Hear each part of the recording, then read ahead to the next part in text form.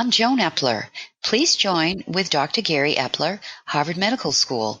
Dr. Epler recently discovered new brain science, and today we're going to talk about how this applies to being your true self. I'm Dr. Gary Epler.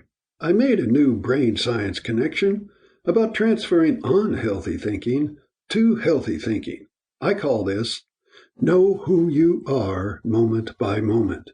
Today, we're going to apply this to being your true self. This new brain science is that you can only think out of one region of your brain at a time. So know the brain region you're thinking from, and that's who you are moment by moment. How does this apply to being your true self? First, what are the benefits of being yourself, of knowing who you are?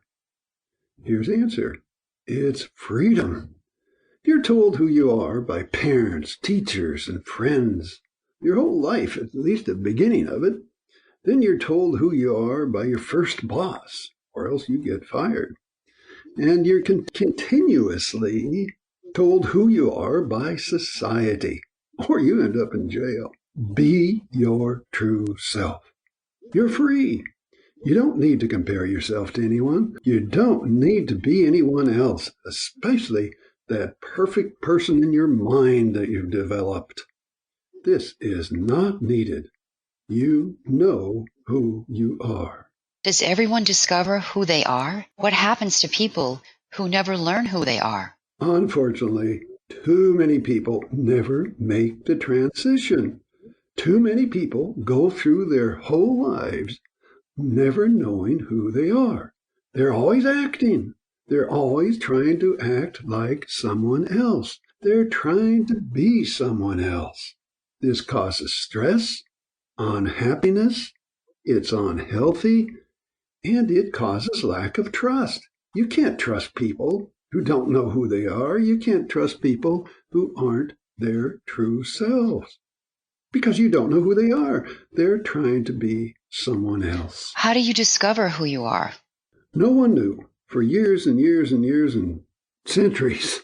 And I certainly didn't know how. I was asked this question a year or so ago, and I didn't have an answer. Let's start the story. It begins 3,400 years ago with the saying, "Know thyself," carved in granite. Socrates came along and wrote, "The unexamined life is not worth living." And Aristotle wrote, "To know thyself is the beginning of wisdom." The Swiss psychiatrist Carl Jung wrote, "The privilege of a lifetime is to become who you truly are." This is amazing. This information has been around for 3,400 years.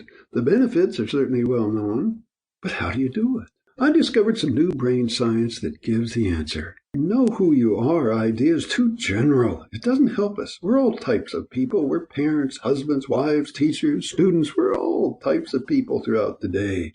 This doesn't help. The science shows that you can know who you are moment by moment.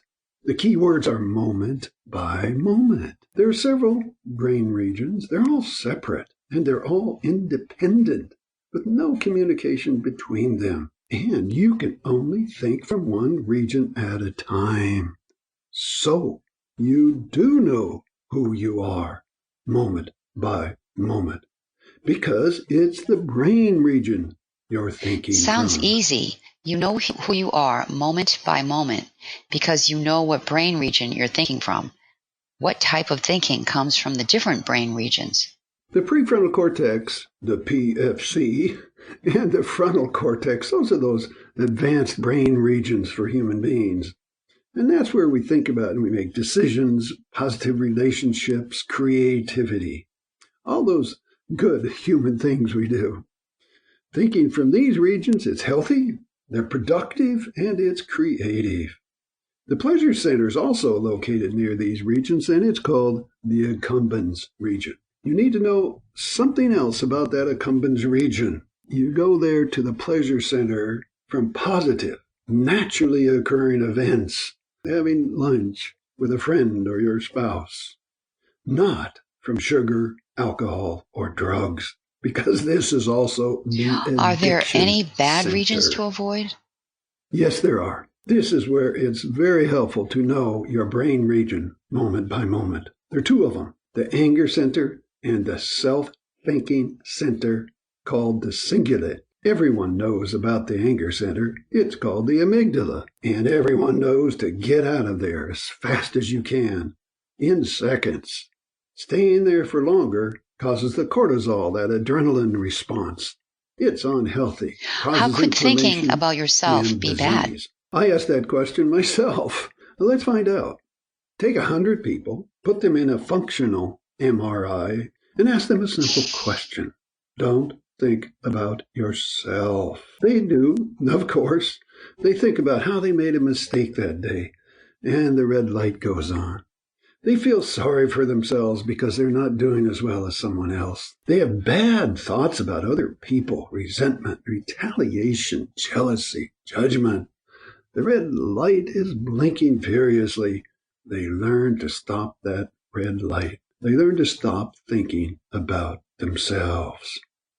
Let's check in on them 3 months after that. They're healthier, more productive, more creative. They enjoy life more. They're happier. They're better. What would you like to have people do? Better citizens. Transfer out of Sounds like the right thing to do. Is it easy? Seconds. Oh, it's easy. Let's do the first one. How do you transfer out of the anger center? Anger is defined as something's been taken from you, usually in a personal manner. You get fired, you get thrown out of school, but more commonly, sort of day to day, your integrity is taken, your pride is taken, your time, your enjoyment is taken. Makes you angry. Something triggers that anger center. One of these things triggers that anger center. This causes that adrenaline, sympathetic nervous system response with increased blood pressure, heart rate, shuts down the immune system, shuts down the digestive system, and it causes inflammation, which causes heart disease, diabetes, high blood pressure, and a shortened life. You don't need any of these. You need to get out of here within seconds. That's why you need to transfer out before these harmful effects. There are many ways to do this. My favorite is to feel the anger. By tightening your face and your fists, just feel it, feel it, feel it. Let it peak in 6 to 8 seconds. No other thought, just feel that anger. It will release. It will transfer you to another positive brain region. The reason is that there is no emergency. There's no life-threatening emergency, so the amygdala is no longer needed. And that is why the parasympathetic system, the calming system, kicks in to produce calm and get you out of that amygdala anger center. You acknowledge the anger, you obtain the benefit, and release. No second or third thought. Another way out is to do the opposite. Anger means something's been taken, so give. Give your time, give your help. This also works with fear. Feel it. Let that fear, just feel the feeling. It's usually in your belly. Just that sensation, just feel it and let it peak. How do you transfer out of the self-thinking singular region? Thinking from the self-thinking brain region causes stress and that adrenaline response, just like we talked about. Learn to get out of that singular brain region in a few seconds to prevent these harmful effects. It's healthier, more productive, and you'll be happier. This is what I want people to do. Know that you're in this brain region. Realize you're thinking from this self-centered region. If the thoughts are about being mean to yourself, you made a mistake, you did something wrong, so you beat yourself up, you call yourself an idiot and so forth, or you're feeling sorry for yourself, you feel everybody else is doing well and you're not. This is all thinking from the cingulate. So do the opposite. Be kind to yourself. Self-compassion. Say, I made a mistake. Yes, acknowledge that mistake. Then think about the benefits. There's always a benefit. And then move on. Move on. Just move on to something else. Create something better. Now, if you're thinking about bad thoughts toward other people, blame, criticism, judgment, jealousy, and even retaliation, acknowledge the thought, get the benefit, and get out. These are taking behaviors, taking from other people. So give. Learn to be your true self. The less you think about yourself, the more you'll be your true self. Do you have any closing comments? Learn to be your true self. As Joan said, the less you think about yourself, the more you'll be your true self. You don't have to compare yourself to anyone. You don't have to try to be anyone else. You live a life free from blame, criticism, judgment, and stress. Learn to get out of that anchor center and the self-thinking center in a few seconds. You live an extraordinary life. This is Joan Epler and Dr. Gary Epler, closing today's segment. Next time, we'll talk about breathing.